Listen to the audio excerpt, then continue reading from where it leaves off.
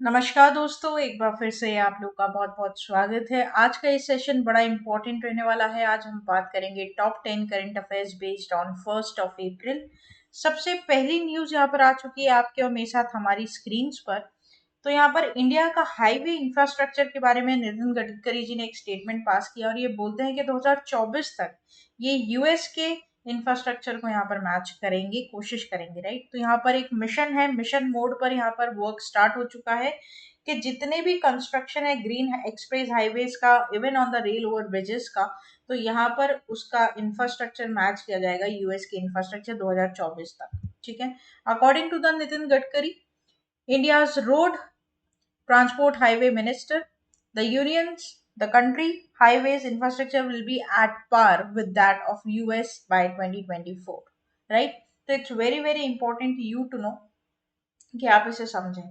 और basically India का सबसे बड़ा एक्सप्रेसवे 8 लेन एक्सप्रेसवे है, आपको पता है कौन सा है? तो वो हो जाता है दिल्ली से लेकर मुंबई तक का। ठीक है, जिसमें 5 स्टेट वो पूरे कवर करता है, जैसे कि हरियाणा। उसके बाद मैं बात करूँ तो यहाँ पर आपका दिल्ली है ना, हरियाणा के बाद गुजरात, राजस्थान, मध्य प्रदेश, तो ये सारे सॉरी महाराष्ट्र, तो ये सारे स्टेट्स को कवर कर रहा है, राइट।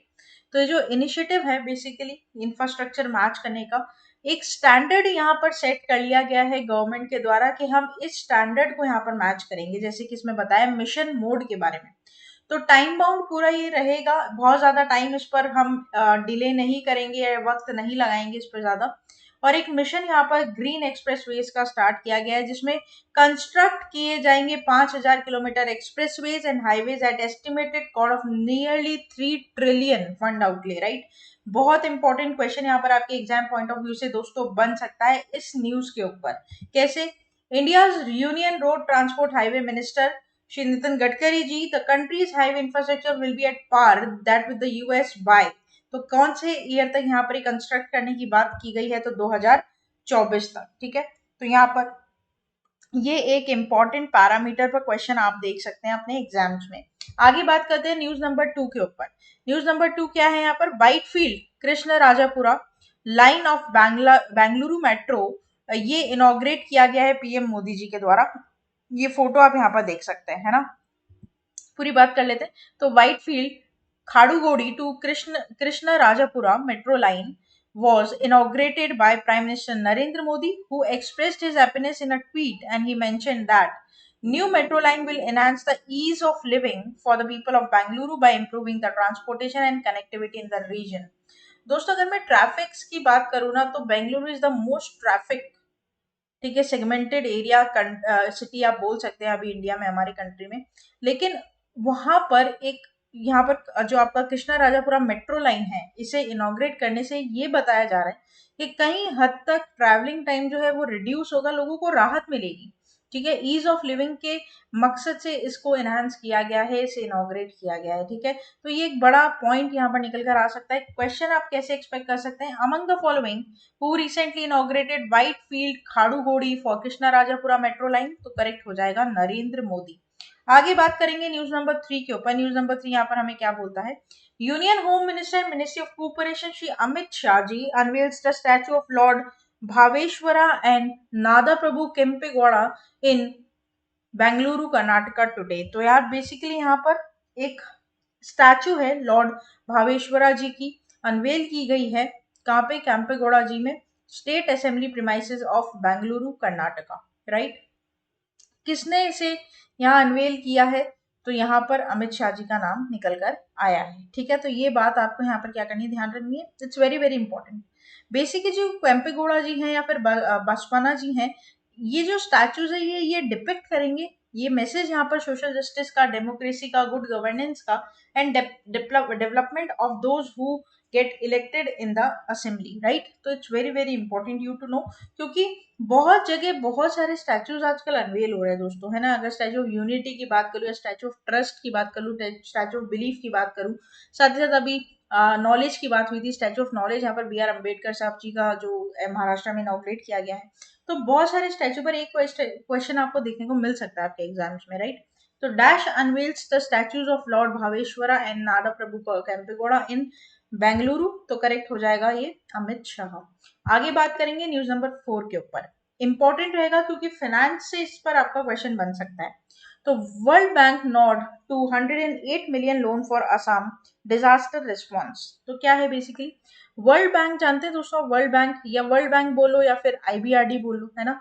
आईबीआरडी का यहाँ पर क्या होगा, जो आपका international bank for reconstruction and development, तो आप आईबीआरडी बोलो या वर्ल्ड बैंक बोलो एक ही बात है, दोनों का एक ही नाम है ये। तो यहाँ पर वर्ल्ड बैंक ने 108 मिलियन का लोन देने के लिए हामी भरी है आसाम के डिजास्टर रिस्पॉन्स की तरफ, ताकि जो डिजास्टर यहाँ पर हुआ है उसे रिकवर कर सके आसाम। ठीक है, तो world bank has given a nod to provide somewhat of 900 crores loan, that is $108 million, to assist Assam in its efforts to improve the disaster preparedness and enhance flood forecasting. Also, the multilateral bank has stated that around 6 million individuals will be benefited from this project, and which is a part of larger investment program worth rupees 500 million. Right?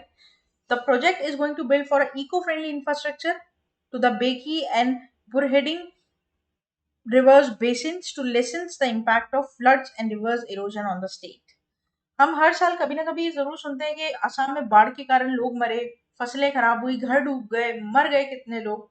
इन सब चीज के लिए already prepared होना बहुत जरूरी है before the season comes, क्योंकि definitely हर 2 साल में एक बार बाढ़ आना तो वहाँ निश्चित है, मतलब हर साल ही आती है, अभी मान लीजिए। तो इस बार वर्ल्ड बैंक ने बोला है कि इन पैसों से आप एक ऐसा प्रोजेक्ट शुरू करें, ऐसा एम रखें अपना कि आप पहले से ही फ्लड को फोरकास्ट करें और उसके खिलाफ प्रिपेयर्ड रहें। Right, very important. तो यहाँ पर क्वेश्चन कैसे बन सकता है, टोटल फंड आउटले पर क्वेश्चन बनने के ज्यादा चांसेस हैं यहाँ पर।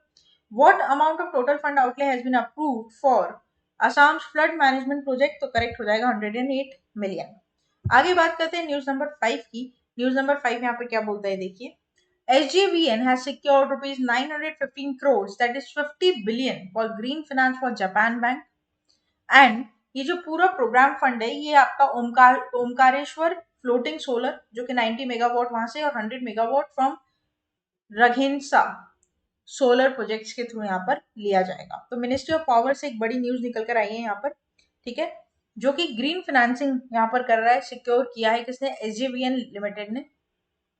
915 करोड़ का टोटल फंड आउटले, सपोर्ट करेगा 2 सोलर प्रोजेक्ट्स को, एक ओमकारेश्वर का और एक रघहनेसड़ा का। ठीक है, तो ये थोड़ा सा नाम थोड़ा सा डिफिकल्ट है, आप प्रोसेस को रिमेंबर करेंगे, है ना।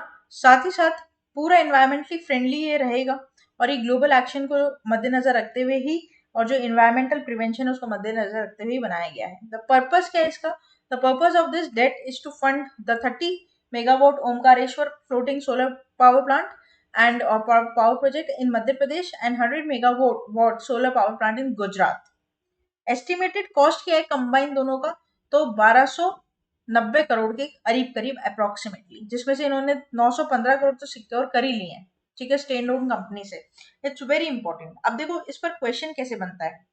अब यहाँ पर पैरामीटर्स होते हैं, एक तो फंड आउटले पे हो सकता है, किन किन के बीच ये पैक्ट हुआ है उस पर क्वेश्चन हो सकता है, और कौन से सेक्टर में हुआ है, तो मिनिस्ट्री ऑफ, सबसे पहले तो पावर आ रहा है इसमें, दूसरा सोलर प्रोजेक्ट सेक्टर के ऊपर हो रहा है। ठीक है, तो ये फैसिलिटी एग्रीमेंट है, ये आपको ध्यान रखना है ना। तो SJVN gets dash green finance from Japan Bank for International Cooperation, correct हो जाएगा 915 करोड़। आगे बात करेंगे, नेक्स्ट हाफ वे थ्रू हमारे वीडियो के यहाँ पर पहुंच चुके हैं ऑलरेडी। 6th हमारी न्यूज है आपके मेरे साथ, IDFC first bank to set a part of RBI pilot project to enable offline payments. Right, तो ये क्या है यहाँ पर, तो यहाँ पर स्वीडिश कंपनी के साथ कोलैबोरेशन में आया है क्रंच फिश और आईडीएफसी फर्स्ट बैंक। इस प्रोजेक्ट का एम क्या है, इस प्रोजेक्ट का एम ये है कि यहाँ पर प्रोवाइड करेंगे digital payment services to customers and merchants even in the areas without network connectivity. This project will be provide support for offline retail payments based on the digital cash platform the payment ecosystem of India. Right, तो यहाँ पर जहाँ पर network की problem है ना, वहां पर भी लोगों को एक सर्विस यहाँ पर ऑनलाइन प्रोवाइड की जाएगी। तो यही इसका पायलट प्रोजेक्ट है और इसी प्रोजेक्ट का मेन एम भी यही यहाँ पर हो जाता है। तो IDFC First Bank will be one of the first few banks to be a part of this project by HDFC Bank, right? It's very important you to know, क्योंकि बैंकिंग अवेयरनेस है, डेफिनेटली अगर आप किसी bank exam बैठे उस पर question बनने के पूरे चांसेस रहते हैं। Which commercial bank recently get into agreement with Crunchfish to demonstrate offline retail payments, तो करेक्ट हो जाएगा IDFC First Bank। आगे बात करते हैं न्यूज नंबर 7 के ऊपर। EPFO that is employment provident fund organisation, यहाँ पर एम्प्लॉयमेंट प्रोविडेंट फंड का जो रेट है, इंटरेस्ट रेट, उसको हाइक कर दिया गया 8.15%, मतलब 15%। पहले 8% था, 1 बेसिस पॉइंट से बढ़ाया गया है 1.15 बेसिस पॉइंट से। तो EPFO has increased the interest rate of Employees Provident Fund deposit for the financial year 22-23. As it's meeting, the retirement fund body has fixed the interest rate to 8.15%. However, this rate is subject to the approval of Ministry of Finance, which rectifies the interest rate provided by EPFO. Previous year में 8.10 दे रहा था, उससे पहले 8% दे रहा था, सबसे lowest रहा है यहाँ पर। और अब के 2022-23 के फाइनेंशियल ईयर में 8.15% देखने को आपको मिलेगा। क्वेश्चन कैसे बन सकता है डायरेक्टली इसके इंटरेस्ट पर। EPFO hikes interest rate on employees provident fund to dash for 2022-2023 8.15%। आगे बात करेंगे न्यूज नंबर 8 की। IPS officer swims from Gateway of India to Elephanta cave in less than 6 hours. Krishna Prakash यहाँ पर इनका नाम रहेगा, ठीक है। ड्राउनिंग प्रिवेंशन अवेयरनेस में आईपीएस ऑफिसर कृष्ण प्रकाश ने गेटवे ऑफ इंडिया से एलिफेंटा केव्स तक 16.20 किलोमीटर का सफर 5 घंटे और 26 मिनट में तय किया, तैरकर, स्विम कर, ठीक है। And he became the first person in history to do so. This is far from the first time of IPS officer broke the records of sporting competition. And 2017 he completed the Ironman triathlon, and also the most challenging sports event in the world. Also, he requires to participate to complete 3.8 km swim and 180.2 km bicycle ride and 42.2 km run in 16 to 17 hours. This achievement earned Prakash the Ironman title and a mention in the World Book of Records. Right? नाम इनका बहुत important रहेगा, कृष्ण प्रकाश। देखिए question कैसे बनेगा। Among the following, who named as Ironman and becomes first person to swim the gateway of India to Elephanta Caves? तो correct हो जाएगा यहाँ पर आपका Krishna Prakash, IPS officer of India. आगे बात करते हैं न्यूज नंबर 9 के ऊपर। वेरी इंपॉर्टेंट अपॉइंटमेंट का सेगमेंट है, मेरा फेवरेट सेगमेंट है करंट अफेयर्स का, और बड़ा इंपॉर्टेंट सेगमेंट है आपके एग्जाम पॉइंट ऑफ व्यू से।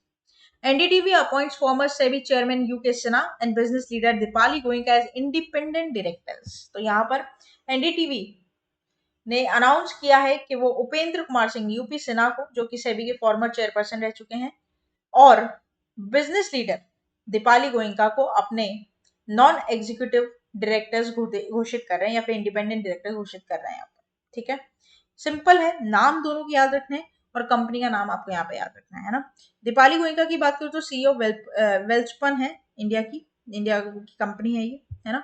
और among the following who recently appointed as non executive chairperson of NDTV, इनमें से आपको करेक्ट बताना है, तो करेक्ट हो जाएगा यहाँ पर यूके सिन्हा। इस पे दीपाली गोयनका का भी नाम आ सकता था, तो वो टिक कर देते, दोनों का रहता तो बोथ ऑप्शन आता, ठीक है।